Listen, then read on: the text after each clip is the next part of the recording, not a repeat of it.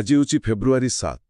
ଆମେ ଗତକାଲି ମାନେ ଫେବୃଆରୀ 6, 2026ର କିଛି ମୁଖ୍ୟ ଖବରକୁ ନେଇ ଗୋଟେ ଗଭୀର ଆଲୋଚନା କରିବାକୁ ଯାଉଛୁ, ବିଶେଷ କରି ଓଡ଼ିଶାକୁ କେନ୍ଦ୍ର କରି। ହଁ, ଆମର ଉଦ୍ଦେଶ୍ୟ ହେଉଛି ଏଇ ଅଲଗା ଅଲଗା ଲାଗୁଥିବା ଘଟଣାଗୁଡ଼ିକ ଭିତରେ କିଛି ସମ୍ପର୍କ ଅଛି କି ନାହିଁ ତାକୁ ଖୋଜିବା ଆଉ ଗୋଟେ ବଡ଼ ଚିତ୍ରକୁ ବୁଝିବା। ଏଥିରେ ସୁରକ୍ଷା, ଶାସନ, ଟେକ୍ନୋଲୋଜି ଏମିତି ବହୁତ କିଛି ଅଛି। ନିଶ୍ଚୟ। ଆଉ ଯେତେବେଳେ ଆମେ ଗୋଟିଏ ଦିନର ଖବରକୁ ଏକାଠି ଦେଖୁ, ଏହା କେବଳ କିଛି ଘଟଣାର ତାଲିକା ହୋଇ ରହେନି, ଏହା ଗୋଟେ କାହାଣୀ କହେ। ଏହା ଏକ ରାଜ୍ୟର ମାନେ ପରିବର୍ତ୍ତନର ଗୋଟେ ପ୍ରତିଛବି। ଆଉ ଗତକାଲିର ଖବରଗୁଡ଼ିକରେ ସେହି ପରିବର୍ତ୍ତନର ସଂକେତ ବହୁତ ସ୍ପଷ୍ଟ। ବାଃ, ଶୁଣିବାକୁ ତ ବହୁତ ଆକର୍ଷଣୀୟ ଲାଗୁଛି। ତେବେ ଚାଲନ୍ତୁ ଆରମ୍ଭ କରିବା ସବୁଠୁ ବଡ଼ ଖବରରୁ, ଓଡ଼ିଶାର ସୁରକ୍ଷା ବ୍ୟବସ୍ଥା। ହଁ, ଓଡ଼ିଶା ପୋଲିସକୁ ମାଓବାଦୀ ବିରୋଧୀ ଅଭିଯାନରେ ଗୋଟେ ବିରାଟ ସଫଳତା ମିଳିଛି। 19 ଜଣ ମାଓବାଦୀ କ୍ୟାଡର ଆତ୍ମସମର୍ପଣ କରିଛନ୍ତି। ଏଟା କିଛି ଚୋଟ କଥା ନୁହେଁ। ଏକଦମ ଛୋଟ କଥା ନୁହେଁ। ଆଉ ଏହା କେବଳ ସଂଖ୍ୟାର କଥା ନୁହେଁ। ଆଚ୍ଛା, ଏହାର ପ୍ରତୀକାତ୍ମକ ମୂଲ୍ୟ ବହୁତ ଅଧିକ। ଯେଉଁମାନେ ଆତ୍ମସମର୍ପଣ କରିଛନ୍ତି ସେମାନଙ୍କ ମଧ୍ୟରେ ଏମିତି ନେତା ଅଛନ୍ତି ଯାହାଙ୍କ ମୁଣ୍ଡ ଉପରେ ମୋଟ 55 ଲକ୍ଷ ଟଙ୍କାର ପୁରସ୍କାର ଥିଲା। 55 ଲକ୍ଷ? ହଁ, ବିଶେଷ କରି ନିଖିଲ ଅର୍ସ ନିରଞ୍ଜନ ଲାଉତ। ସେ ରାୟଗଡ଼ା, ଗଜପତି, କନ୍ଧମାଳ ଅଞ୍ଚଳରେ 2 ଦଶନ୍ଧିରୁ ଅଧିକ ସମୟ ଧରି ସକ୍ରିୟ ଥିଲା। 2 ଦଶନ୍ଧି? ଆଉ ସେମାନେ ଖାଲି ହାତରେ ଆସିନାହାନ୍ତି, ତାଙ୍କ ସହିତ 14ଟି ବନ୍ଧୁକ, AK-47 ଭଳି ଅସ୍ତ୍ରଶସ୍ତ୍ର ମଧ୍ୟ ଅଛି। ଠିକ୍। ଆଉ ଏଠାରେ ସବୁଠୁ ଗୁରୁତ୍ୱପୂର୍ଣ୍ଣ କଥା ହେଉଛି ଡିଜିପିଙ୍କ ବୟାନ। ସେ କହିଛନ୍ତି ଯେ ନିରନ୍ତର ଅଭିଯାନ ଯୋଗୁଁ ମାଓବାଦୀଙ୍କ କାର୍ଯ୍ୟକଳାପ ବହୁତ କମିଯାଇଛି। କିନ୍ତୁ ଏହା କେବଳ ଏକ ସାମରିକ ବିଜୟ ନୁହେଁ। ମାନେ? ଏହା ହେଉଛି ସରକାରଙ୍କର ଦ୍ୱିମୁଖୀ ରଣନୀତିର ଫଳ। ଗୋଟିଏ ପଟେ କଠୋର କାର୍ଯ୍ୟାନୁଷ୍ଠାନ, ଆଉ ଅନ୍ୟପଟେ ଆତ୍ମସମର୍ପଣ ଓ ପୁନର୍ବାସ ନୀତି। ଏହି ନୀତି ସେମାନଙ୍କୁ ଟଙ୍କା ସହିତ ଏକ ସମ୍ମାନଜନକ ଭବିଷ୍ୟତର ପ୍ରତିଶ୍ରୁତି ଦେଉଛି। ସେଥିପାଇଁ ସେମାନେ ହିଂସାର ରାସ୍ତା ଛାଡୁଛନ୍ତି। ଠିକ୍। ତେବେ ଗୋଟେ ପୁରୁଣା ସମସ୍ୟା ଶେଷ ହେବାକୁ ଯାଉଛି, କିନ୍ତୁ ଯେତେବେଳେ ଗୋଟେ ପଟେ ଜଙ୍ଗଲ ଶାନ୍ତ ହେଉଛି, ସେହି ସମୟରେ ସହରରେ ଗୋଟେ ନୂଆ ଧରଣର ଆତଙ୍କ। ହଁ, କଟକ, ପୁରୀ, ଯାଜପୁର, ସମ୍ବଲପୁର, ଏପରିକି ଫୁଲବାଣୀ କୋର୍ଟକୁ ବୋମାରେ ଉଡ଼ାଇ ଦେବାକୁ ଧମକ ମିଳିଛି ଇମେଲ ମାଧ୍ୟମରେ। ଏହା କେତେ ଆଶ୍ଚର୍ଯ୍ୟଜନକ କଥା ନା? ଦଶନ୍ଧି ଧରି ଚାଲିଥିବା ଜଙ୍ଗଲ ଯୁଦ୍ଧକୁ ଆମେ ଶେଷ କରୁଛୁ, ଆଉ ସେହି ସମୟରେ ଆମ ନ୍ୟାୟ ବ୍ୟବସ୍ଥାକୁ ଏକ ଅଦୃଶ୍ୟ ଡିଜିଟାଲ ଧମକର ସାମ୍ନା କରିବାକୁ ପଡୁଛି। ଆଉ ଆଡଭୋକେଟ ଜେନେରାଲ ପୀତାମ୍ବର ଆଚାର୍ଯ୍ୟ କହୁଛନ୍ତି ଏହା ଏକ ପ୍ରତାରଣା ବା ହୋକ୍ସ, ଆଉ ଏହା ଡାର୍କ ୱେବ୍ରୁ ଆସିଛେ। ହଁ, ଡାର୍କ ୱେବ୍। ଏଇ ଡାର୍କ ୱେବ୍ ବିଷୟରେ ଟିକେ ସରଳ ଭାଷାରେ ବୁଝାଇବେ କି?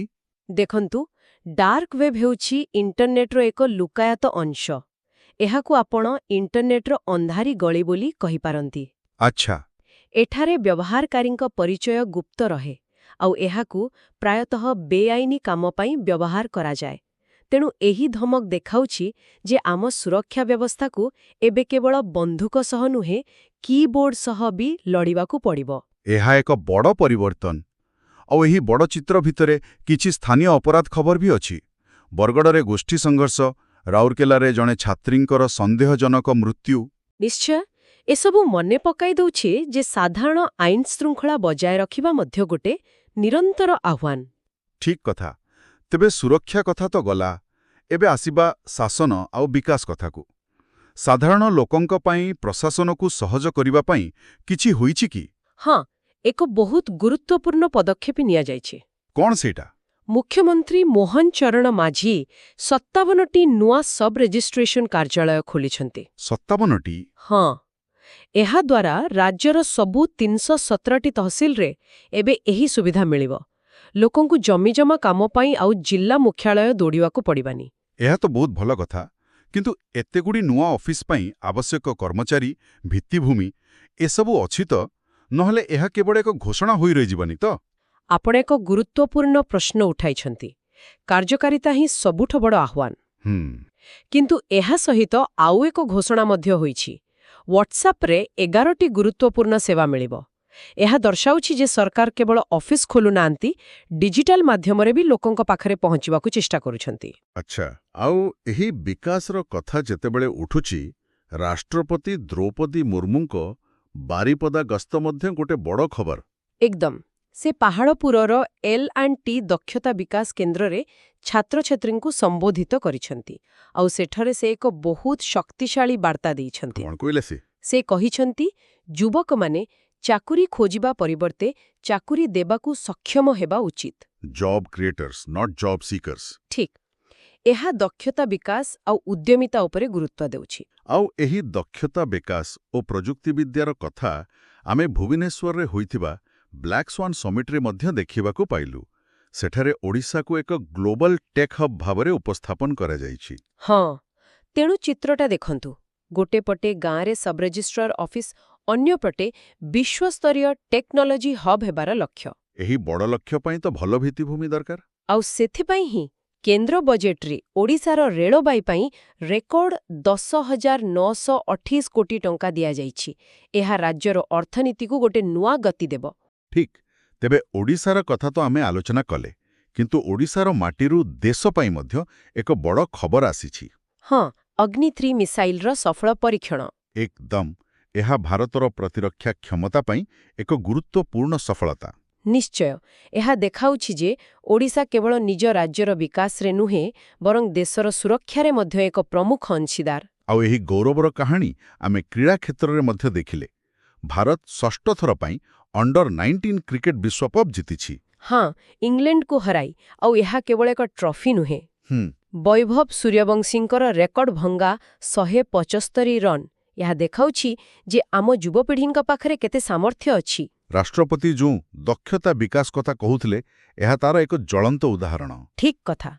ଏବେ ଆସନ୍ତୁ ଏକ ଏମିତି ଖବର ବିଷୟରେ କଥା ହେବା ଯାହା ମୋତେ କୌଣସି ସାଇନ୍ସ ଫିକ୍ସନ ଫିଲ୍ମର କାହାଣୀ ଭଳି ଲାଗିଲା। ଆଚ୍ଛା, କେଉଁ ଖବର? ମୋଲ୍ଟବୁକ୍ ନାମରେ ଏକ ସୋସିଆଲ ମିଡିଆ ନେଟୱାର୍କ ଲଞ୍ଚ ହୋଇଛି, କିନ୍ତୁ ଏହା କେବଳ ବଟ୍ ବା ରୋବୋଟମାନଙ୍କ ପାଇଁ। ହଁ, ଏହା ଶୁଣିବାକୁ ଅଜବ ଲାଗୁଛି, କିନ୍ତୁ ଏହା ଭବିଷ୍ୟତରେ ଏକ ଝଳକ କେମିତି? ମୁଁ ବୁଝିପାରିଲିନି। କିଛି ରୋବୋଟ ନିଜ ଭିତରେ କଥା ହେଲେ ଆମର କ'ଣ ଅସୁବିଧା? ଅସୁବିଧା ଅଛି। କୌଧାସନ୍ଟ୍ର ସିଟିଓ ରେଡ୍ଡି ରାଜା ଆନା ରେଡ୍ଡି ଏକ ସ୍ପଷ୍ଟ ଚେତାବନୀ ଦେଇଛନ୍ତି। କ'ଣ ସେ ଚେତାବନୀ? କଳ୍ପନା କରନ୍ତୁ, ଆପଣଙ୍କ କମ୍ପାନୀର ଏକ ଏଆଇ ଆସିଷ୍ଟାଣ୍ଟ ଅଛି। ଯଦି ସେହି ଏଆଇ ଅନ୍ୟ କୌଣସି ବାହାର ଏଆଇ ସହିତ କଥା ହୁଏ, ତେବେ ସେ ଅଜାଣତରେ ଆପଣଙ୍କ କମ୍ପାନୀର ଗୁପ୍ତ ତଥ୍ୟ ଦେଇପାରେ। ବାପରେ। ଏତିକି ନୁହେଁ, ଏଆଇ ଗୁଡ଼ିକ ପରସ୍ପର ସହ କମ୍ପ୍ୟୁଟର କୋଡ୍ ଆଦାନ ପ୍ରଦାନ କରିପାରନ୍ତି। ଯଦି ଗୋଟିଏ ଏଆଇ କୌଣସି ଭାଇରସ୍ ଦ୍ୱାରା ସଂକ୍ରମିତ ହୋଇଥାଏ, ତାହେଲେ ସେ ଅନ୍ୟମାନଙ୍କୁ ବି ସଂକ୍ରମିତ କରିଦେବ। ଏକଦମ। ଏହା ଏକ ଡିଜିଟାଲ ଥଣ୍ଡା ଭଳି ସାରା ନେଟୱାର୍କରେ ବ୍ୟାପିଯିବ। ଏହା ପ୍ରକୃତିରେ ଚିନ୍ତାର ବିଷୟ। ଏହା ତ ସାଇବର ସୁରକ୍ଷା ପାଇଁ ଏକ ସମ୍ପୂର୍ଣ୍ଣ ନୂଆ ଆହ୍ୱାନ। ଠିକ୍ ଅଛି। ତେବେ ଟେକ୍ନୋଲୋଜିର ଏହି ବିପଦଜନକ ଦିଗ ସହିତ ଆଉ ଏକ ସକାରାତ୍ମକ ଦିଗ ମଧ୍ୟ ଅଛି। ଇସ୍ରୋ କଥା କହୁଛନ୍ତି ନା? ହଁ, ଇସ୍ରୋ ପୁନର୍ବ୍ୟବହାର ଯୋଗ୍ୟ ଲଞ୍ଚୟାନ ବା ରିୟୁଜେବଲ ଲଞ୍ଚ ଭେହିକଲ ଟେକ୍ନୋଲୋଜି ଉପରେ କାମ କରୁଛି। ଏହାର ଅର୍ଥ କ'ଣ? ଏହାର ଅର୍ଥ ହେଲା ମହାକାଶକୁ ଯାଉଥିବା ରକେଟ୍ ଆଉ ଥରେ ବ୍ୟବହାର ପରେ ଫେଙ୍ଗା ହେବନି। ତାକୁ ବିମାନ ଭଳି ବାରମ୍ବାର ବ୍ୟବହାର କରାଯାଇପାରିବ। ଆଚ୍ଛା, ତାହେଲେ ତ ମହାକାଶ ଯାତ୍ରା ବହୁ ଶସ୍ତା ହୋଇଯିବ। ନିଶ୍ଚୟ। ହୁଏତ ଭବିଷ୍ୟତରେ ଏହା ଏକ ଟ୍ୟାକ୍ସି ଭଡ଼ା ଭଳି ସାଧାରଣ ହୋଇଯାଇପାରେ। ତେବେ ଏହି ସବୁ ଖବରରୁ ଗୋଟେ ବଡ଼ ଚିତ୍ର ସାମ୍ନାକୁ ଆସୁଛି। ଓଡ଼ିଶା କିପରି ଏକା ସାଙ୍ଗରେ ଦଶନ୍ଧି ପୁରୁଣା ମାଓବାଦୀ ସମସ୍ୟାର ସମାଧାନ କରୁଛି, ଆଉ ଅନ୍ୟପଟେ ଡାର୍କ ୱେବ୍ ଭଳି ନୂଆ ଡିଜିଟାଲ ଯୁଗର ଅପରାଧର ସାମ୍ନା କରୁଛି। ଏକଦମ। ଗୋଟେ ପଟେ ତହସିଲ ସ୍ତରରେ ପ୍ରଶାସନ ପହଞ୍ଚୁଛି, ଆଉ ଅନ୍ୟପଟେ ରାଜ୍ୟକୁ ଏକ ଗ୍ଲୋବାଲ ଟେକ୍ ହବ୍ କରିବାର ସ୍ୱପ୍ନ ଦେଖାଯାଉଛି। ଏହା ଏକ ପରିବର୍ତ୍ତନର ସମୟ। ଠିକ୍। ଏହି ସବୁ ଆଲୋଚନା ପରେ ଆମ ଶ୍ରୋତାଙ୍କ ପାଇଁ ଏକ ଚିନ୍ତାର ବିଷୟ ଛାଡ଼ିଯିବା ଉଚିତ। ନିଶ୍ଚୟ। ଦେଖନ୍ତୁ, ଗୋଟିଏ ପଟେ ରାଷ୍ଟ୍ରପତି ମୁର୍ମୁ ଯୁବକମାନଙ୍କୁ ଚାକିରିଦାତା ହେବାକୁ ଆହ୍ୱାନ ଦେଉଛନ୍ତି, ଆଉ ସରକାର ଦକ୍ଷତା ବିକାଶ ଉପରେ ଗୁରୁତ୍ୱ ଦେଉଛନ୍ତି। ହଁ, ଆମ ଅଣ୍ଡର-19 ଟିମ୍ର ବିଜୟ ତାର ପ୍ରମାଣ। ଠିଙ୍କୁ ଅନ୍ୟପଟେ ଆମେ ମୋଲ୍ଟବୁକ୍ ଭଳି ଏଆଇ ସିଷ୍ଟମର ବିକାଶ ଦେଖୁଛୁ, ଯାହା ମଣିଷର କାମକୁ ସ୍ୱୟଂଚାଳିତ କରିବା ପାଇଁ ତିଆରି ହୋଇଛି। ଏହା ଏକ ଗୁରୁତ୍ୱପୂର୍ଣ୍ଣ ପ୍ରଶ୍ନ ସୃଷ୍ଟି କରୁଛି। ଆମେ ଆମର ଯୁବପିଢ଼ିଙ୍କୁ ଆସନ୍ତାକାଲିର ଚାକିରି ପାଇଁ ପ୍ରସ୍ତୁତ କରୁଥିବା ବେଳେ ସେମାନଙ୍କୁ ଏପରି ଏକ ଦୁନିଆ ପାଇଁ କିପରି ପ୍ରସ୍ତୁତ କରିବା, ଯେଉଁଠି ସେମାନଙ୍କର ସହକର୍ମୀ କିମ୍ବା ପ୍ରତିଦ୍ୱନ୍ଦ୍ୱୀ ମଣିଷ ନ ହୋଇପାରନ୍ତି।